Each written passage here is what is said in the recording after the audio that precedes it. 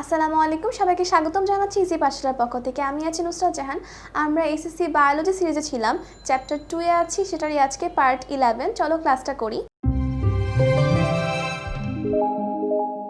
আগের ক্লাসগুলোতে সাইটোপ্লাজমীয় অঙ্গাণু নিয়ে পড়ছিলাম, যেখানে প্রথমে আমরা জানলাম মাইটোকন্ড্রিয়াকে নিয়ে, তারপর আমরা জানলাম প্লাস্টিডকে নিয়ে, এবং আজকের ক্লাস গোলগি বডিকে নিয়ে বা গোলজি বস্তু বা গোলগি অ্যাপারেটাস নিয়ে।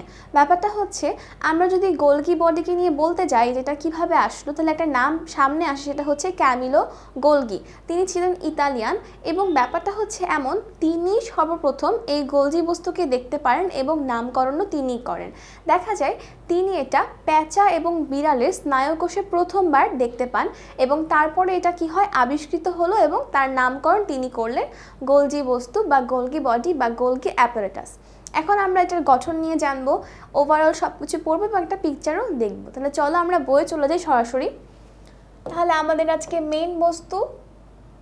মেইন টপিক গোলজি বস্তু বা গোলগি বডি। আমরা আসি, এই যে গোলজি বস্তু রয়েছে বা গোলগি বডি রয়েছে, এটা আসলে কি প্রধানত প্রাণী কোষে পাওয়া যায়, তবে অনেক ক্ষেত্রে আমরা কিন্তু উদ্ভিদ কোষে এটাকে খুঁজে পাই, বাট মেইনলি প্রাণী কোষে থাকবে এটা। আচ্ছা, এরপর আমরা আসি, এটা কিন্তু সিস্টার্নি ও কয়েক ধরনের ভেসিকল নিয়ে তৈরি। কিছু ধরনের সিস্টার্নি রয়েছে, মেইনলি 3 ধরনের, এবং কিছু রয়েছে কি ভেসিকল, সেটা হচ্ছে 2 ধরনের। আচ্ছা, এরপর আমরা আসি, এর পর্দায় বিভিন্ন এনজাইম থাকে। কি থাকে? বিভিন্ন এনজাইম থাকে, সেটার আবার পানি বিয়োজন সম্পন্ন হয়ে থাকে। জীবকোষে বিভিন্ন পদার্থ নিঃসৃতকরণের সাথে এর নিবিড় সম্পর্ক রয়েছে, অর্থাৎ ও কি করবে, কিছু এনজাইম ধারণ করবে এবং কি করবে, কিছু পদার্থ আবার সিক্রেট বা নিঃসরণ করে থাকে। আমরা আসি, হরমোন নিঃসরণেও এর ভূমিকা লক্ষ্য করা যায়, অর্থাৎ এই যে গোলজি বস্তু, সেটা কি করবে, সেটা হরমোন সিক্রেট করবে, অর্থাৎ হরমোন নিঃসরণ করবে। কোনো ক্ষেত্রে দেখা যায় বিপাকীয় কার্যের সাথেও এর সম্পর্কিত রয়েছে, অর্থাৎ যে বিপাকীয় যে কাজ বা বিপাকের বিষয়টা, সেখানে এর সম্পর্ক রয়েছে। এবং দেখা যায় এরা অনেক সময় প্রোটিন সঞ্চয় করে রাখে। এই যে প্রোটিন সঞ্চয় করে রাখার কথাটা হলো, মেইন কথাটা হচ্ছে এই গলজি বডি আসলে কিভাবে আসলো। এটা মেইনলি মসৃণ এন্ডোপ্লাজমিক রেটিকুলাম থেকে সৃষ্টি হয়। এটা মেইনলি তৈরি হচ্ছে কোথা থেকে? মসৃণ এন্ডোপ্লাজমিক রেটিকুলাম থেকে। এই জন্য আমরা এটাকে কি বলছি, গোলজি বডি বলছি। এবং মনে রাখবো আমরা যে এটার উৎস কোথা থেকে আসছে। তাহলে আমরা এটা সুন্দর করে লিখে নিই যে এটা মেইনলি আসছে কোথা থেকে? মসৃণ এন্ডোপ্লাজমিক রেটিকুলাম থেকে। মসৃণ এন্ডোপ্লাজমিক রেটিকুলাম থেকে এর উৎপত্তি। আমাদের কিন্তু মনে রাখতে হবে যে এটা হচ্ছে মসৃণ নাকি অমসৃণ। এটা কিন্তু একদমই উল্টাপাল্টা করে ভুলা যাবে না, যে আমি মসৃণের জায়গায় ভুলে লিখে ফেললাম যে এটা অমসৃণ থেকেও হচ্ছে, তাহলে কিন্তু জিনিসটা ভুল হয়ে যাবে। আমরা মনে রাখবো এই গলজি বডি আসছে মসৃণ এন্ডোপ্লাজমিক রেটিকুলাম থেকে। এবং আমরা কি বলেছিলাম এটা নিয়ে, যে ক্যামিলো গোলগি হচ্ছে এর আবিষ্কারক এবং নামকারক। তাহলে আমরা একটু লিখে নিব ব্যাপারটা। ওকে, আমরা লিখি ক্যামিলো গোলগি। নাম কি ছিল?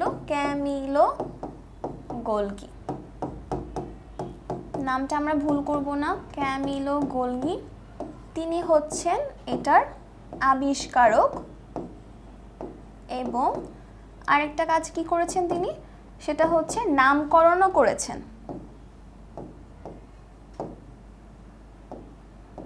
এবং নামকরণও করেন, এটা আমরা মনে রাখবো। ওকে, এবং এটা কোথা থেকে আবিষ্কার করেন তিনি? সেটা হচ্ছে কি প্যাঁচা এবং বিড়ালের স্নায়ুকোষ থেকে। সেটা হচ্ছে প্যাঁচা এবং বিড়ালের স্নায়ুকোষ থেকে। আমরা লিখে নিই জিনিসটা, প্যাঁচা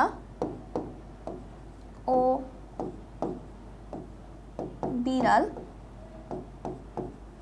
বিড়ালের স্নায়ুকোষ থেকে তিনি সেটা প্রথমবার দেখতে পান। আচ্ছা, আর হচ্ছে আমরা কি করব, এখন গঠনটা দেখব। মেইনলি এই যে বলা হচ্ছিল, এই যে পিকচার, সেটা হচ্ছে গোলজি বডির।